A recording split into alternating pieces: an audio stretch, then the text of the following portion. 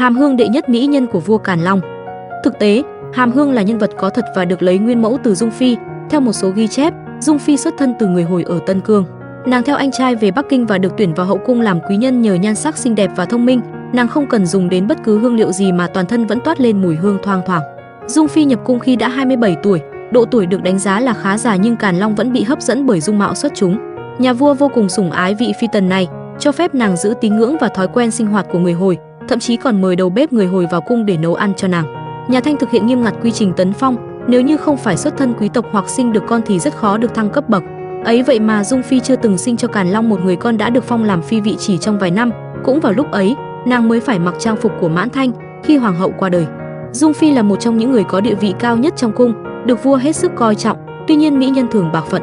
Nàng qua đời ở tuổi 55. Sau khi Dung Phi mất, Càn Long vẫn giữ lời hứa năm nào, phái 120 binh sĩ mang nàng về an táng tại quê nhà.